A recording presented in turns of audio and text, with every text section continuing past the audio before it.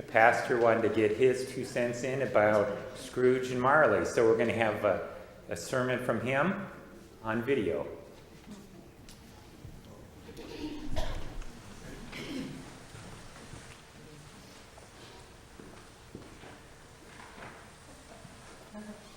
Well, good morning.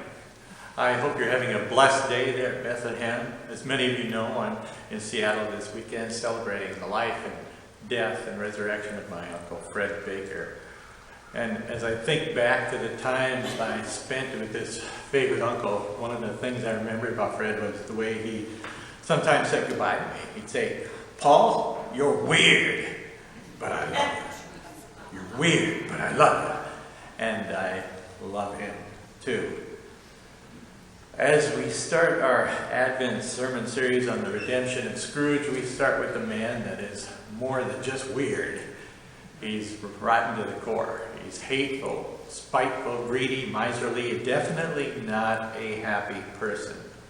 Until the spirit of Christmas warmed his heart.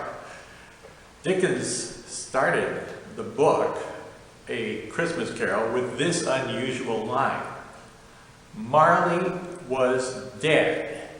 Now that sets the stage for what's to come. With that opening line, we understand a little bit of why Scrooge is the way he is. When it comes to Christmas, he often says, "I wish to be left alone." We soon see a stark contrast between then what Scrooge values in life and the values of life that have been passed on to us from Jesus of Nazareth. Scrooge missed the scriptures about the love of money as the root of all evil. You can't serve both God and wealth. He's made greed his own God, and we see that it has not and will not bring him happiness. Now let's get back to the book. Scrooge returns home at the beginning of the book on Christmas Eve. While at home, he's confronted by the ghost of Jacob Marley. Marley, his business partner, had died 7 years earlier. Marley is bound with chains, and each link of the chains represents a selfish act in his life. He's been forced to travel constantly, and wandering aimlessly is what has been his torment after death. He warns Ebenezer that this is to be his fate as well. However, we do have good news. Scrooge will have a second chance tonight. 3 spirits will visit the ghosts of the past, the present, and the future. And then Marley floats out the window, and Ebenezer, wanting to know more, follows him there.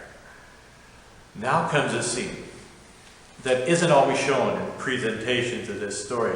Scrooge looks out the window, sees countless ghosts wandering to and fro in the streets and above the streets and trying to talk with people. You see, Marley's ghost is not the only one in torment. These ghosts are moaning and crying out, powerless to change their fate. Dickens writes this about them: "The misery with them all was clearly that they sought to interfere for good in human matters, and they had lost the power forever." Our author writes, these spirits, our author is Matt Rawl, The Redemption of Scrooge. These spirits' punishment is being able to see the great need in the world and no longer having the ability to intervene. It's as though, for example, they are full of love, but unable to share it. They can never satisfy their hunger to love their neighbor as themselves. Unquote. So, if Scrooge was really paying attention, these would have been the only ghosts he would have had to see in order to warm his cold heart. But at this point of the story, Scrooge is only filled with the love of money. He hasn't recognized the grace of God that's all around him. Not yet. Well, it takes Scrooge a little time to figure it out, as do we. And for us, we have the season of Advent ahead of us. It's a season that gives us a little time to figure out the grace of God as well.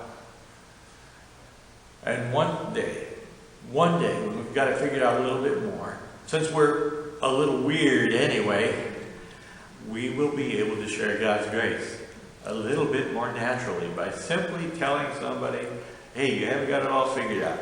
Hey, you're a little weird, but I love you. And Christ loves you too.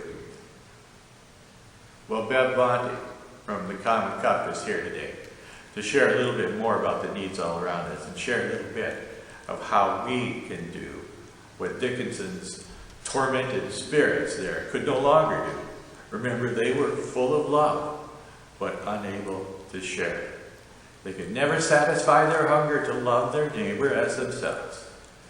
Friends, we still have the power to show our love for God by loving our neighbors.